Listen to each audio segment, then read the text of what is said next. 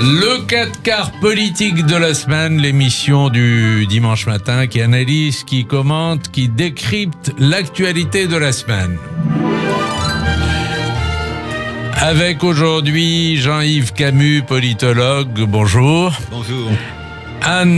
Michel Taubman, I24 News, bonjour. Bonjour. Et Anne-Sophie Seban, chercheure en sciences politiques et directrice de l'American Jewish Committee. Bonjour. Bonjour.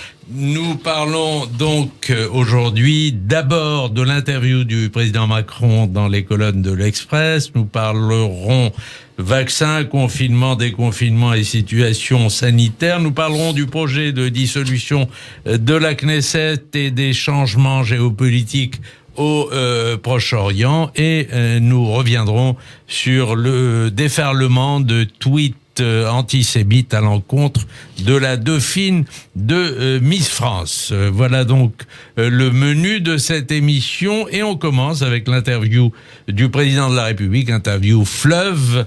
On est tous venus avec notre numéro sous le bras, et le président Macron se montre très volontariste dans cette émission, en tout cas dans cette interview, en tout cas manifestant un optimisme de la volonté. Il se défend d'être dans le multiculturalisme. Il se réfère à la fois à Jean-Pierre Chevènement et à Nicolas Sarkozy. On est toujours dans le « en même temps », Jean-Yves Camus. Oui, parce que c'est la marque de fabrique, non pas de ce quinquennat, mais de la manière de penser d'Emmanuel Macron, de penser simultanément ce qui auparavant était pensé contradictoirement.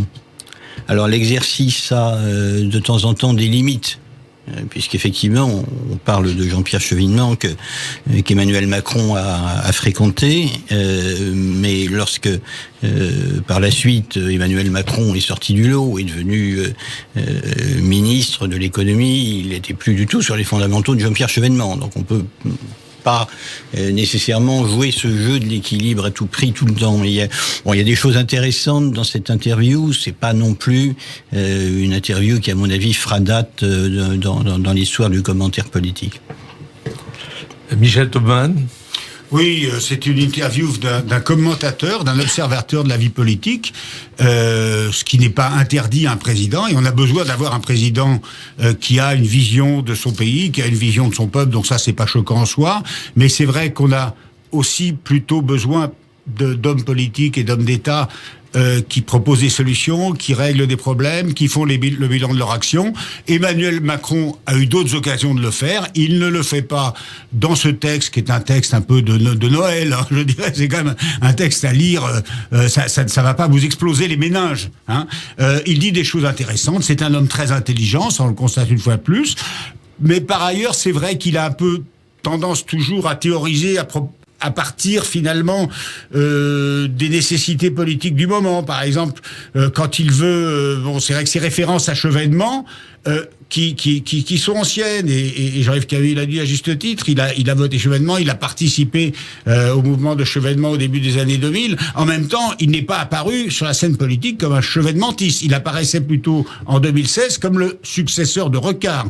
Je me souviens très bien du premier meeting d'En Marche, donc en juillet 2016 à la Mutualité. Il y avait la veuve de Michel Rocard qui venait de décéder quelques jours auparavant, et Emmanuel Macron s'adressait à elle et se posait en fils spirituel de Michel Rocard. Donc, selon les circonstances, Emmanuel Macron, et ce n'est pas incohérent avec la politique du « en même temps », se réfère aux uns et aux autres. Voilà. Après, il y a une chose qui est un peu dans le... Bon, il dit des choses justes sur le fait qu'on est dans une société de commentaires permanents, qu'on est dans la déconstruction permanente, mais ça s'applique à lui. Il dit, quand je fais un discours, il dit, quand lui, président de la République, fait un discours, eh bien, pendant 3 heures après, il y a des gens qui déconstruisent le discours et il n'en reste plus rien, mais ça s'applique à tout le monde, donc c'est une critique assez pertinente des médias. Il n'est pas le premier à la faire, il ne sera pas le dernier, des dégâts des réseaux sociaux, voilà. Donc, il y a des choses intéressantes. Il y a quand même, je pense, une chose qui est fausse historiquement, mais qui est un peu dans l'air du temps. On dit jamais les Français n'ont été aussi divisés. Oh, savez, moi, je suis un peu, on n'est pas très jeunes les uns et les autres, pour dire les choses franchement. Je me souviens de l'époque, je suis né pendant la guerre froide, les Français étaient très, très, très divisés. Et l'époque du général de Gaulle n'était pas une époque où les Français étaient très, très unis. Mais le clivage n'était pas le même. C'était le clivage entre la gauche et la droite. C'est le clivage entre la gauche et la droite. C'était des clivages politiques et idéologiques. Là, ce sont des clivages identitaires. C'est peut-être la différence. Alors, vous allez répondre, Jean-Yves Camus, mais on va entrer dans les détails de l'interview, mais dans l'appréciation générale de la tenue de cette interview, Anne-Sophie Seban. Oui, merci beaucoup. J'ajouterais simplement à ce qu'a dit Michel Kaufmann que il me semble que c'est un texte de Noël et j'ajouterais sûrement un texte qui a été dicté alors que le président souffrait du coronavirus et je crois qu'il y a beaucoup de choses qui sont dites, des choses intéressantes aussi sur la crise démocratique générale qu'on vit, la crise de confiance dans l'État. Il réaffirme aussi ses positions très pro-européennes, de volonté de réaffirmer l'autonomie stratégique et la souveraineté européenne. Là-dessus, ce sont des choses qu'on connaît déjà du président, mais vous allez sûrement y revenir. Moi, j'aimerais simplement m'attarder sur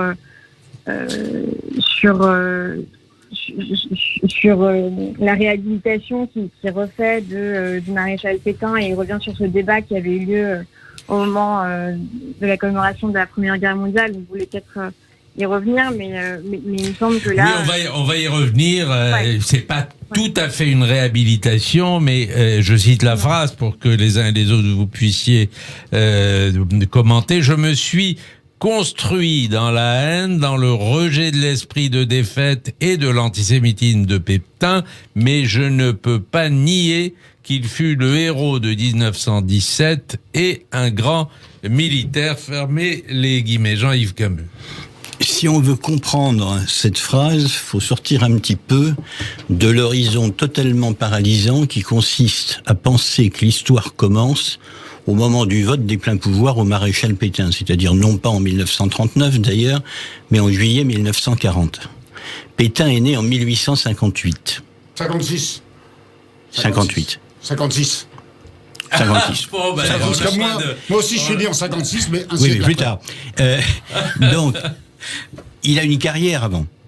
Il a une carrière avant, et l'une de ses premières innovations, quand il est professeur à l'école de guerre, qui est une innovation de très grande portée par rapport aux souvenirs de 1870, c'est qu'il enseigne aux officiers qu'il ne faut pas faire la guerre à outrance, ce qui est la doctrine de l'état-major.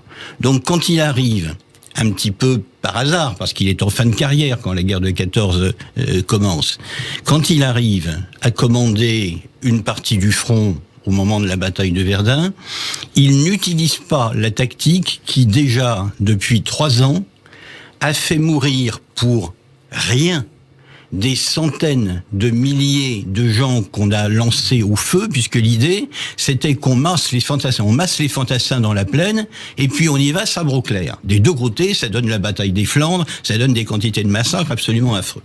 Donc Pétain a, à l'époque, une image positive auprès des soldats. C'est par ailleurs un bon tacticien.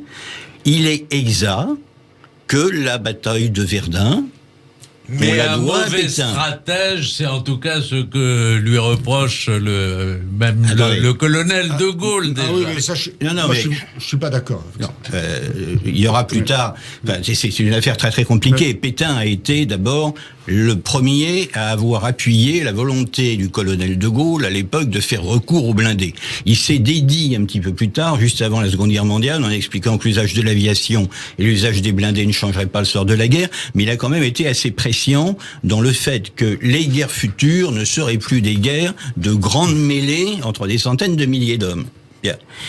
Il a autre chose à son palmarès.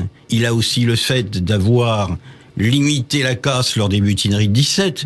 Il sort de cette affaire des mutineries de 17, qui est absolument affreuse, en général républicain.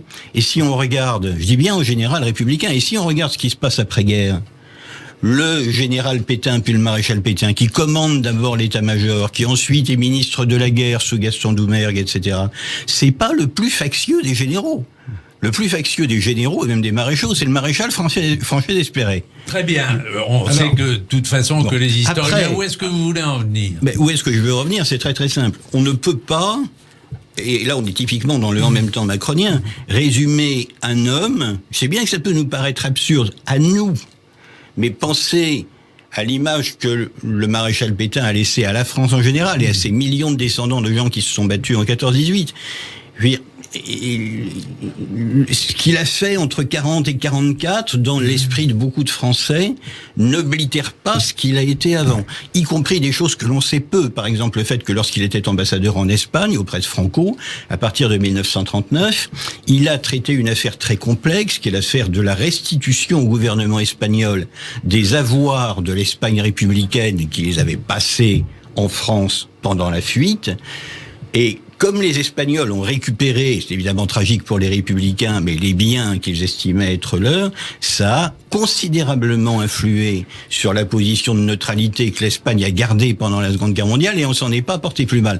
Donc on peut ne rien absoudre de ce que Pétain commence en juillet 40 et qui se termine par sa condamnation à mort, mais et lui rendre hommage quand même pour le militaire qu'il a été. On peut pas supprimer le reste de sa vie. Alors j'imagine que le débat est ouvert. Ah oui, je suis très content qu'on puisse enfin avoir ce débat. Michel Taubman, puis Anne-Sophie Seban là-dessus. Et il faudra entendre Anne-Sophie qui est certainement pas d'accord, mais je suis très content d'avoir entendu tout ce que vient de dire Jean-Yves Camus, avec lequel je suis entièrement d'accord. C'est de l'histoire, là, ce n'est pas de la morale ni du jugement politique, c'est de l'histoire sur ce qu'a été Philippe Pétain de 1856 à 1940. Je conseillerais à ceux qui n'ont pas lu le livre de Marc Fesneau. Mais Marc Fesneau, qui est un ancien, qui dit, j'étais embêté en écrivant ce livre sur Pétain, car je suis un ancien FTP. Il dit, j'ai combattu Pétain, j'ai combattu Laval, les armes à la main, ce que peu de gens ont fait à l'époque, quand il avait 16 ans ou 20 ans, et il a écrit un livre très objectif sur Pétain, où notamment il met en évidence l'humanisme de Pétain. En 1916, il est arrivé à Verdun, il a pris la relève de généraux qui n'avaient aucun respect pour la vie humaine. Et il a été celui qui a fait en sorte d'économiser les vies humaines. Et c'est parce qu'il a été ce général-là qu'il a pu être le maréchal de 1940. Comment expliquer que tout un peuple... Non mais attendez, parce que c'est important, c'est un débat que tout un peuple ait suivi Pétain, que les parlementaires lui aient donné les pleins pouvoirs, parce que comme disait Léon Blum, c'est le plus noble, le plus républicain, le plus valeureux, je ne sais plus les termes exacts, mais Léon Blum, en 38, lui rendait un très grand hommage et s'indignait qu'on l'ait envoyé auprès du maréchal Franco. Alors, on marque une pause et on reprend avec vous, Anne-Sophie Seban, donc sur cet aspect de l'interview qui a suscité des polémiques. Le 4 politique de la semaine, on est toujours sur l'interview du président de la République à l'Express, un entretien exclusif, entretien fleuve depuis son lieu de confinement. Anne-Sophie Seban, vous, qu'est-ce que vous avez pensé de ce passage?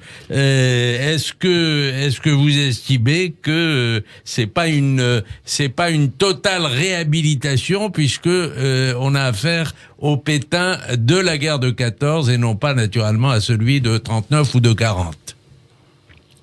Oui, non, pardon, tout à l'heure, je me suis mal exprimée. Je voulais pas parler de réhabilitation. Et effectivement, c'est pas une réhabilitation qui fait là, mais après, c'est pas que je suis en désaccord avec ce que viennent de dire Jean-Yves Camus et Michel Taubman, puisque pour moi, c'est pas nier l'histoire d'un homme et c'est pas nier le rôle qu'il a pu avoir avant la Seconde Guerre mondiale, c'est de dire que lui décerner un hommage national n'est peut-être pas non plus la chose la plus appropriée à faire, parce que moi je considère aussi qu'on juge l'histoire d'un homme sur son histoire globale et la marque qu'il a laissée sur l'histoire d'un pays, et il a quand même été frappé d'indignité nationale par le tribunal de la République en 1945, et lui faire un hommage aujourd'hui dans le cadre des commémorations de la Première Guerre mondiale, pour moi, n'est pas approprié, et ça ne veut pas dire qu'il faut nier le rôle qu'il a eu, ça ne veut pas dire que dans les livres d'histoire ou dans les biographies du maréchal Pétain, il faudrait changer le rôle qu'il a pu avoir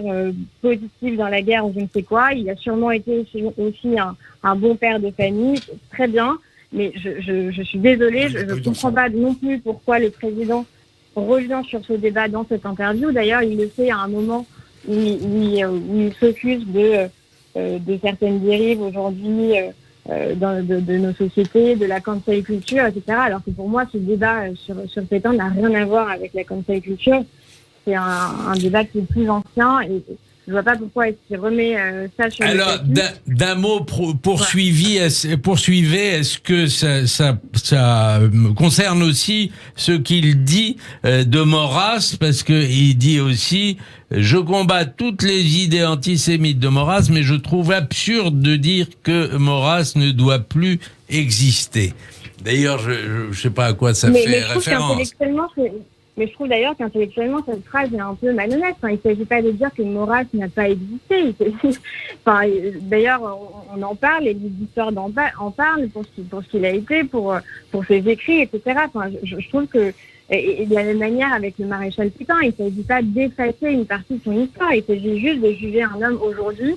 Quand aujourd'hui, on décide, la France, de décerner un hommage aux grands hommes qui ont fait l'histoire de la France, on a le droit de ne pas choisir de décerner un hommage au maréchal Pétain. Enfin, c'est uniquement ça qu'il s'agit de souligner pour moi. Et encore une fois, je comprends pas qu'ils reviennent là-dessus. Et pour revenir sur ce que disait à un moment Jean-Yves Camus aussi, l'histoire le rôle du maréchal Pétain à partir de 1940 ne commence pas non plus en 1940. Et on sait aussi qu'il a été un antisémite notoire avant ça. C'était une figure de l'extrême droite dans les années 20, les années 30. Il avait soutenu la marche sur le palais. Oui, ça c'est plus discutable. Ça c'est plus discutable. Non. Alors Jean-Yves Camus. C'est tout à fait inexact et je crois qu'effectivement il faut être clair sur un certain nombre de choses. L'hommage au maréchal Pétain, Emmanuel Macron l'avait envisagé dans son itinérance mémorielle pour commémorer donc la fin de la Seconde Guerre mondiale, et il n'avait finalement pas inclus cette séquence. Donc c'est une affaire qui est derrière nous. Il y a une affaire qui n'est pas derrière nous, qui est une revendication de beaucoup, y compris dans certains milieux militaires, depuis, ma foi, la mort du maréchal Pétain, c'est le transfert de ses cendres de l'Île-Dieu, où il est enterré aujourd'hui, puisqu'il y a été détenu, il y a fini ses jours, à l'ossuaire national de Douaumont, pour précisément marquer le rôle qu'il a eu dans la bataille de Verdun, et le ramener ainsi, si j'ose dire, à la case honorable de son histoire militaire. Ça, c'est un débat qui est toujours ouvert. Le général de Gaulle... Alors, mais précisément, je ne sais pas, parce que pourquoi est-ce qu'il fait ça, Emmanuel Macron? Mais parce que c'est une affaire qui nous hante depuis 75 justement ans. Pour aller un peu plus loin. Non, je pense pas, mais c'est une affaire qui hante les mémoires françaises depuis 75 ans. C'est comme les écrits de Maurras. Faut-il les rééditer? Faut-il pas les rééditer? C'est quelque chose sur quoi on n'a jamais fini le travail. Moi, je ne suis pas partisan qu'il soit fait hommage à la personne du maréchal Pétain. Je veux simplement souligner, et Michel Taubman l'a dit tout à l'heure, qu'on peut rien comprendre à ce qui s'est passé en 1940 si on ne lit pas Maurras. Si jamais, d'abord, on lit pas Maurras, et si jamais on ne sait pas ce qu'a été Pétain auparavant, et si jamais on ne sait pas, par exemple, que Joseph Darnan, que tant de Français ont suivi dans la milice, a été un authentique héros, non pas de la Première Guerre mondiale, mais de la Seconde Guerre mondiale. Deux fois officier de corps franc, la deuxième fois à 50 ans. Alors évidemment, tout le monde se dit... Darnan et Marcel Bucard, ce sont des héros d'unités d'élite des deux guerres, et il faudrait ne pas suivre ces gens-là. Vous voyez, c'est la réussite de ces gens, c'est leur patriotisme de la Première Guerre qui les dévoie dans la deuxième, et qui dévoie les Français qui les suivent dans la deuxième, parce que comment peut-on ne pas faire confiance à ces gens-là? Ne sous-estimez pas non plus le degré de détestation que la hiérarchie militaire, que les gouvernements de la Troisième République, dans leur totalité, avaient réussi à accumuler par les scandales, par leur incurie, par la vitesse effroyable de changement des gouvernements, par l'incapacité à faire preuve de la moindre innovation et à se soulever contre les moindres innovations que le Front populaire, par exemple, avait proposé aux Français. Donc, au bout d'un moment, si vous voulez, c'est comme ça qu'on explique la Révolution nationale, c'est pas par l'anathème. Michel Taubman. Non, là, je crois que, bien évidemment, il serait hors de question aujourd'hui, et moi, je serais choqué qu'on rende un hommage national à Pétain pour toute son œuvre. Parce qu'on ne peut pas rendre un hommage, par exemple, le faire entrer au Panthéon pour toute son œuvre. Par contre, d'un point de vue historique, je pense qu'il faut effectivement dissocier les actions d'un homme qui vit 95 ans. Il a eu plusieurs vies, plusieurs types d'actions. Et donc, ce qu'a dit Macron ne me choque absolument pas. C'est une vérité historique. Et c'est aussi politiquement le général glorieux de 1916 qui explique le maréchal qui sera honteux de 1940, 42, 44 et pourquoi tant de Français l'ont soutenu. Et c'est aussi quel regard aujourd'hui les jeunes Français portent sur la France d'avant. Il faut qu'on ait un regard complexe, un regard historique et pas un regard uniquement motivé par une morale simpliste. Et alors évidemment, moi je dirais, j'ai comparé Pétain à Colbert. Colbert n'est pas réductible au code noir. Colbert, c'est le code noir, c'est aussi la naissance de l'État. Et on va pas détruire les statuts de Colbert. Pétain, c'est Verdun. Et un humaniste à Verdun, c'est pas seulement la boucherie, et c'est aussi les lois anti-juives.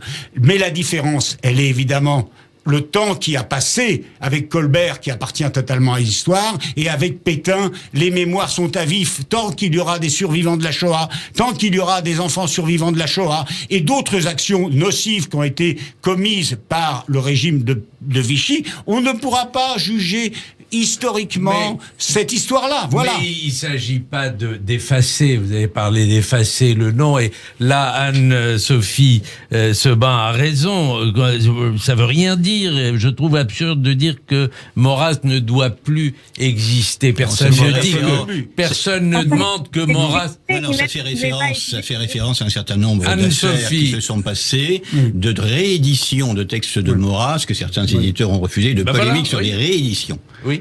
Et son intégration dans les commémorations nationales. C'est ça. Pour Maurras, il n'en a jamais été question. C'était pas de cela qu'il s'agissait, Anne-Sophie Seban. Sur une liste qui avait été proposée, effectivement, alors c'est une affaire complexe, c'est une liste qui est proposée tous les ans de personnalités dont l'année en cours va marquer le centenaire, par exemple, de la naissance ou du décès. Bien, dans cette commission qui est chargée d'établir cette liste, s'était trouvé Maurras. La majorité des historiens composant cette commission avait trouvé judicieux de l'y mettre. Par la suite, il y a eu une polémique, on l'en a retiré. Mais il n'a jamais été question, si vous voulez, de transférer Maurras au Panthéon. Non, mais ça, Anne-Sophie Seban. Non, mais c'est juste ça. Vous l'avez souligné, Salomon. Il s'agit en aucun cas de... Vous avez raison, Michel Taubman, je suis entièrement d'accord avec vous. Et je suis jeune et j'ai beaucoup de choses à apprendre de l'histoire et de sa complexité. Et je suis d'accord avec vous, mais simplement, effectivement, quand il y avait eu ce débat de l'inclure dans un hommage national, et c'est pas effectivement de le mettre au Panthéon, c'est pas ce que j'ai dit. Et finalement, il a été retiré. Et dans son interview, le président revient là-dessus. Et je trouve que c'était pas la peine, parce que je pense que ça avait été une sage décision que de ne pas l'inclure, ce qui ne veut pas dire qu'on nie le rôle qu'il a pu avoir, ou qu'on ne l'expliquerait plus, ou que les enfants ne devraient plus apprendre à l'école le rôle qu'il a pu jouer dans la Première Guerre mondiale, dans toute la réalité que ça représentait et que ça peut représenter pour les militaires et pour l'histoire militaire de la France, etc. Il ne s'agit pas de ça, mais aujourd'hui, on peut choisir à qui on décerne un hommage au regard du rôle que le personnage a joué pour l'histoire de notre pays, et je crois que son rôle dans la Seconde Guerre mondiale a plus marqué notre histoire, et c'est comme ça qu'il doit être jugé, il me semble. Alors, on tourne cette page et puis on va parler de l'élection de Miss France. Cette élection a été ternie par des tweets antisémites à l'encontre de la dauphine, April Benayoun, qui a suscité un déchaînement de tweets, pour la plupart sous couvert d'anonymat ou de pseudonyme. Il y a eu d'ailleurs une belle réaction de cette dauphine. Je condamne le propos, mais cela ne me touche absolument pas. N'empêche qu'il y a un vrai problème. on peut voir les choses de deux façons. On peut dire qu'il y a eu 40 000 internautes qui ont échangé des tweets antisémites, et on peut dire aussi qu'il y a une majorité de gens qui ont quand même voté pour cette jeune fille. Alors on va vous entendre les uns et les autres, mais on va pour l'instant faire une pause et ensuite on parlera de ce second sujet. Le 4 politique revient et on est donc sur cette affaire de tweets antisémites, 40 000 tweets antisémites donc qui ont accueilli l'élection comme dauphine de Madame April Benayoun. Anne-Sophie Seban, qu'est-ce que vous en avez pensé? D'abord que c'est une preuve de plus, il en fallait que la haine d'Israël est souvent équivalente du déferlement de messages antisémites, sans même parler d'antisionisme. Mais voilà, le mot Israël a été prononcé par la candidate et dans l'instant, on a vu un déferlement de commentaires haineux. Donc déjà, je pense que c'est important de rappeler ça, et beaucoup l'ont évidemment fait. C'est une des raisons pour lesquelles c'était important que la France et d'autres pays au cours des dernières années, ont adopté une nouvelle définition de l'antisémitisme, la définition de travail de l'antisémitisme qui avait été adoptée par l'OSCE, par le Parlement européen, qui pour la première fois donne différents exemples et cite les différentes formes d'antisémitisme qui ont cours aujourd'hui et qui inclut donc la haine d'Israël. Donc ça, c'est le premier point. Et c'est encore, je pense, très important de faire de la pédagogie là-dessus parce que c'est des sujets complexes et que les Français dans leur ensemble ne comprennent pas toujours et on les comprend parce que c'est pas simple. Mais on voit très clairement les liens. Et le deuxième point, c'est que ça prouve encore une fois la nécessité de réguler davantage les réseaux sociaux. Comme vous le savez, il y a beaucoup d'initiatives qui vont dans ce sens. Il y avait eu la proposition de loi Avia, mais qui a été censurée par le Conseil constitutionnel parce que c'est un sujet délicat, qui implique des questions liées à la liberté d'expression, quelle responsabilité donner aux réseaux sociaux aussi dans la modération des contenus. Donc la loi en question prévoyait un délai de 24 heures pour supprimer les contenus haineux. Et donc cette loi n'est pas passée, en tout cas a été vidée de sa substance. Et aujourd'hui, il y a un européen qui est en discussion, qui est beaucoup plus global sur la régulation de ces réseaux, de ces médias sociaux et plus largement des GAFA, c'est le Digital Services Act, qui comprend un volet sur le combat contre la haine en ligne et qui prévoit des dispositions qui sont assez proches de ce que prévoyait la loi Avia. Donc ça, c'est un deuxième point, et simplement préciser aussi que Twitter est un peu le mauvais élève, et ça, de nombreuses organisations le soulignent fréquemment, notamment l'UEJF qui régulièrement est en procès contre Twitter, qui contrairement à Facebook a été moins volontariste pour réguler ces contenus. Et pour ce qui est de Facebook, je voulais juste citer une décision qui a été prise récemment, et notamment sous l'influence, enfin pas sous l'influence, mais après que de nombreuses organisations, dont la nôtre, l'American Values Committee, aient fait beaucoup d'efforts auprès de Facebook aux États-Unis pour que leur politique change, et désormais les contenus négationnistes, par exemple, sont interdits sur Facebook. Voilà. Alors, est-ce qu'on peut... j'aimerais vous entendre les uns et les autres. Est-ce qu'on peut envisager qu'on puisse réguler plus exactement ces contenus d'une manière ou d'une autre, puisque pour l'instant cette régulation de contenu, ça n'est pas fait, puisqu'on assiste à ce déferlement, 40 000 tweets de nature antisémite, ça fait quand même, c'est pas rien. Jean-Yves Camus. Non, c'est pas rien sur la régulation des contenus. Je suis pour ma part extrêmement sceptique. Je pense qu'il est dans la nature même de l'outil réseaux sociaux d'autoriser à un moment donné ce qui clash. Et ne nous masquons pas la vérité, parce qu'elle est aussi économique. Ces gens sont des opérateurs économiques. Tout ce qui peut générer du flux de trafic amène à un moment donné aussi une partie des bénéfices de l'entreprise. Vous y ajoutez la conception strictement américaine de la liberté d'expression telle que protégée par le premier amendement, et on a des gens qui ajoutent la mauvaise foi économique à, j'allais dire, la bonne foi morale, consistant à dire mais votre notion de la liberté d'expression elle est beaucoup trop restrictive par rapport à la nôtre. Donc je pense qu'on y arrivera probablement qu'à la marge, ce sera toujours ça de prix.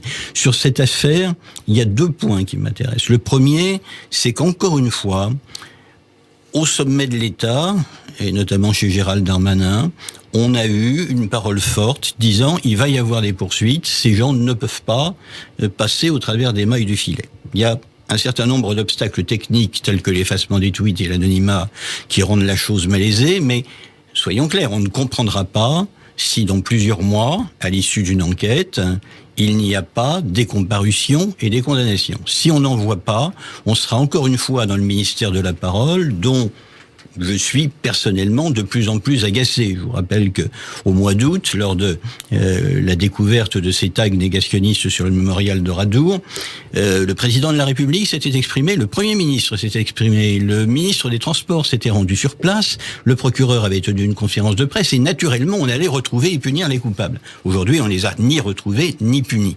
Donc il y a une obligation de résultat sur ces questions-là. Il ne s'agit pas simplement de monter au plafond quand les faits se produisent et de dire attention, on va voir ce qu'on va voir. La deuxième question qui est intéressante et qui fait le lien d'une certaine manière avec notre séquence Maurras-Pétain précédente, ce sont des antisémites de quelle espèce ? C'est-à-dire, il y a combien de Maurassiens et de Pétainistes ? Il y a combien de lecteurs de Rivarol ?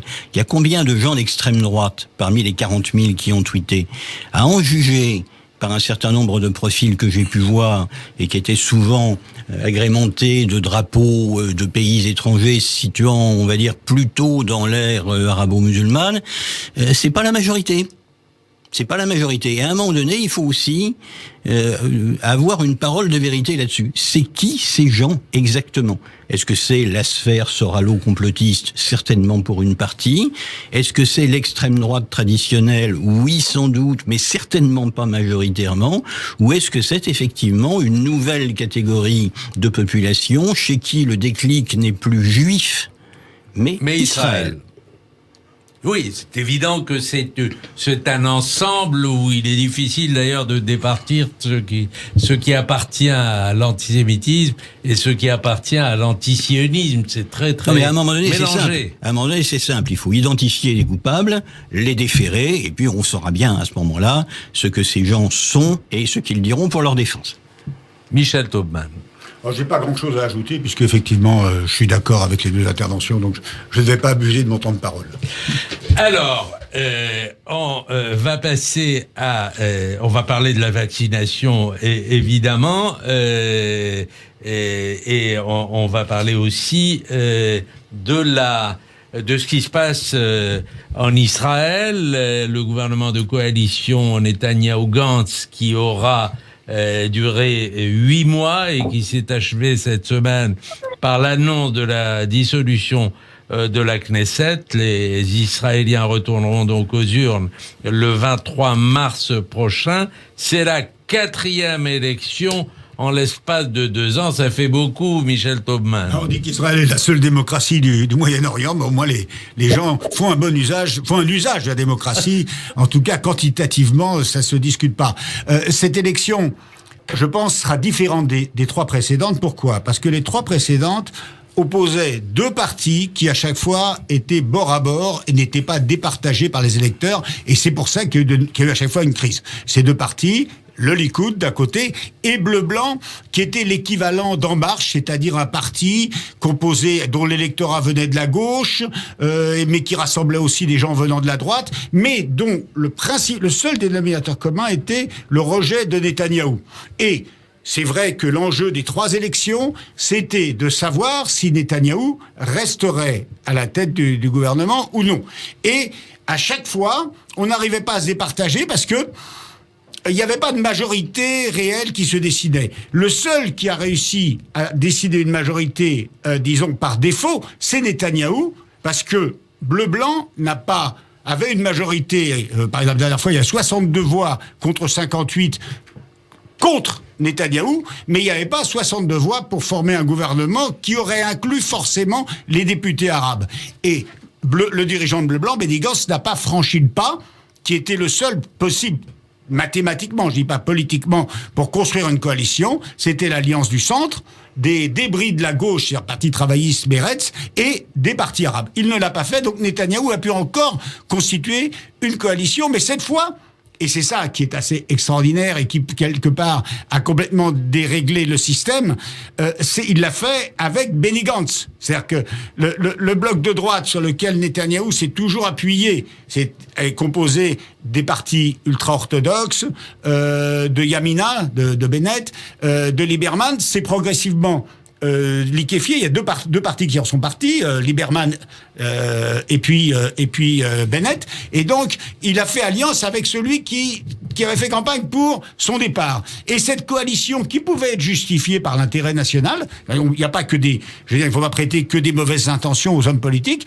Il y avait l'intérêt national face au Covid, face à la crise économique. Cette coalition n'a pas tenu.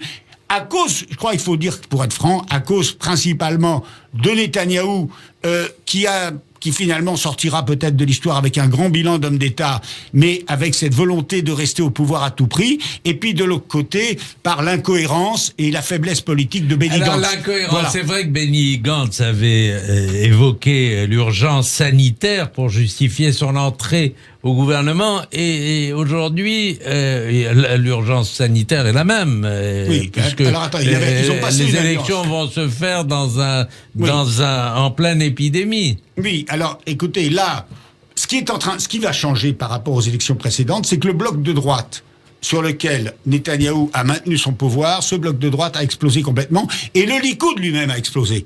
Et vous savez, avoir vos ennemis contre vous, c'est pas grave en politique, mais quand vos amis quand votre propre parti commence à se détacher de vous, là, vous risquez de perdre le pouvoir. Regardez ce qui est arrivé à François Hollande avec les frondeurs. Et le problème de Netanyahou, ce n'est pas Benny Gantz, qui aujourd'hui représente plus grand-chose dans les sondages, qui est à la limite du seuil d'éligibilité.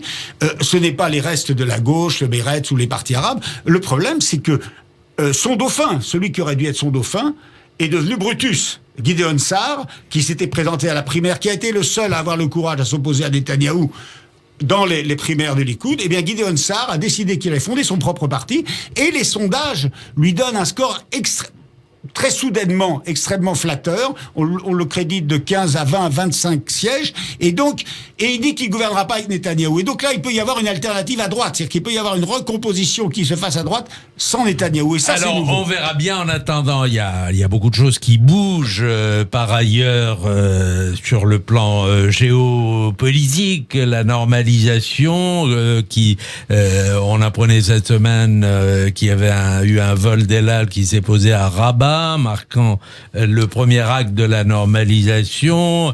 Le royaume marocain a fait savoir qu'il était prêt à accueillir 200 000 touristes israéliens par an. Et puis, on dit que le prochain, et je voudrais avoir votre avis là-dessus, le prochain sur la liste est l'Arabie Saoudite, mais ça n'a pas l'air de faire l'unanimité, puisque la famille royale est divisée sur la famille royale saoudienne, je veux dire, semble très divisée sur le sujet.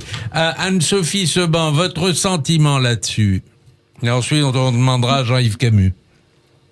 Oui, et pour être tout à fait franc, j'étais déjà un petit peu plus sceptique sur la rapidité avec laquelle l'accord avec l'Arabie Saoudite pourrait voir le jour, quand on en parlait déjà avant l'été, enfin en tout cas pendant l'été.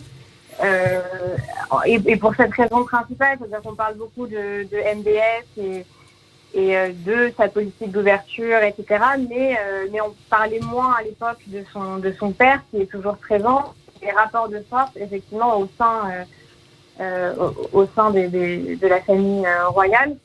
Et le père a toujours une forte influence, et l'agenda idéologique de l'Arabie Saoudite n'a pas énormément évolué. Alors, il y a des effets d'affichage. Il faut dire que, par exemple, à l'ONU, les votes saoudiens restent des votes anti-israéliens.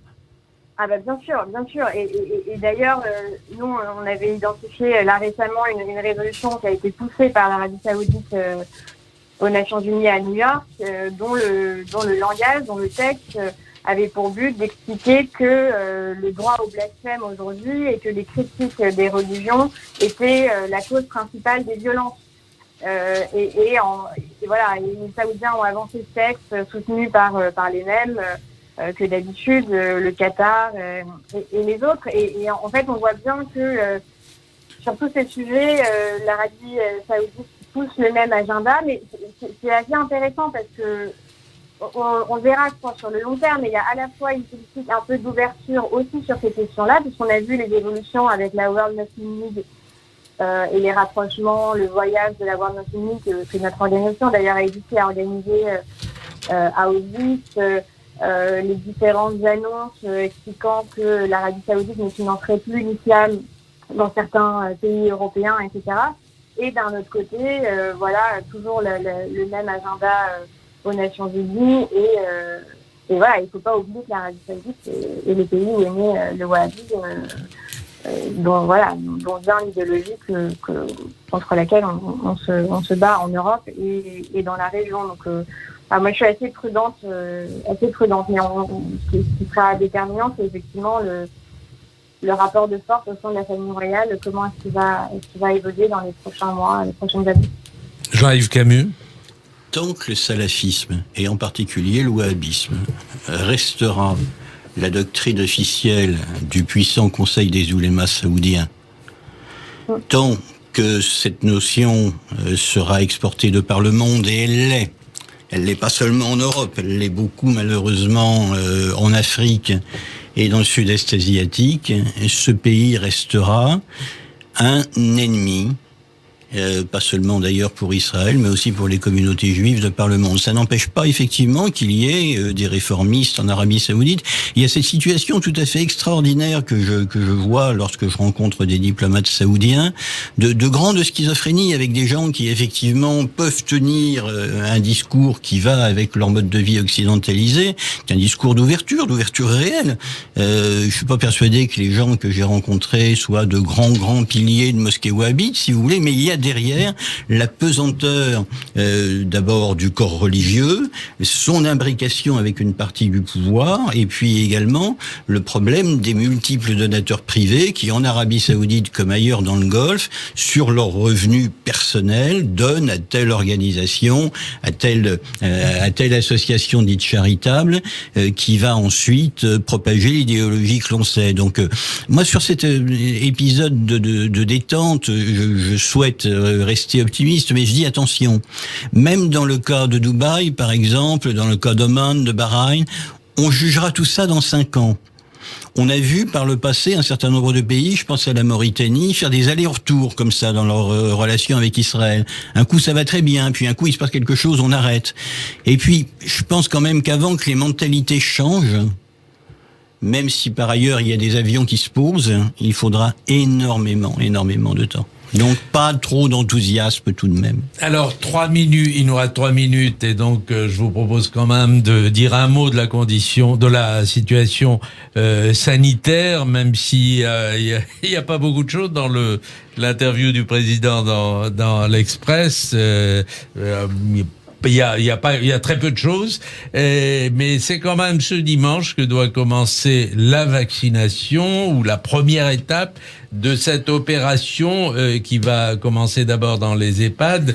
Est-ce que la France est en retard dans ce domaine? Bon, écoutez, la France l'Europe est en retard de quelques jours par rapport aux États-Unis, par rapport à Israël qui a commencé il y a une semaine. Ce qui me semble intéressant sur le plan politique et pour revenir finalement au débat qu'on a eu à partir de l'interview d'Emmanuel Macron, c'est la question des vaccins, la question du caractère obligatoire ou non, et la question du passeport vert, et le tollé que ça suscite, et le fait, et là moi j'ai un point de vue tranché, moi dès que je peux me faire vacciner, je me ferai vacciner parce que j'ai confiance en la science, j'ai confiance en la médecine, j'ai confiance en les institutions Voilà, dès lors qu'on ne m'a pas prouvé le contraire de manière sérieuse. Et par exemple, j'étais très choqué d'entendre des dirigeants de la droite, des Républicains ou de l'extrême droite du Front National, dire que c'était totalitaire, que c'était une atteinte aux libertés d'accorder un statut de sous-citoyen, c'est juste s'ils n'ont pas parlé de la France de Vichy, de sous-citoyen à ceux qui refuseraient de se faire vacciner. Autant je suis contre le vaccin obligatoire, autant je pense que si quelqu'un est vacciné, eh bien, le fait d'être vacciné doit vous permettre, comme ça va être le cas en Israël, d'avoir un passeport vert qui vous permet de voyager dès lors que vous ne représentez plus un danger pour les autres. 30 secondes, Jean-Yves Voilà. Camus. Ce que vient de dire Michel Taubman est le bon sens même. Voilà, on croit en la science tout de même. Les vaccins ont prouvé leur efficacité, ont éradiqué des quantités de maladies qu'on tenait pour des fatalités il y a quelques dizaines d'années et qui ont disparu. Donc faisons-nous vacciner dès que ce sera possible. Merci à tous les trois. Et C'était Anne-Sophie qui est très jeune n'est pas concernée par la vaccination. Anne-Sophie, vous allez vous faire vacciner ? Oui, dès que possible. Dès que possible. Mais le Comité national de l'éthique dit Longtemps que après nous, parce c'est que important d'avoir elle est le beaucoup plus jeune, consentement. donc dans quelques mois pour elle. Voilà. Merci à tous les trois. C'était le 4 À quarts bientôt, Anne-Sophie. politique de la semaine avec Jean-Yves Camus, Michel Taubman, Anne-Sophie Seban. À dimanche prochain. D'ici là, bonne fin d'année à tous et prenez soin de vous.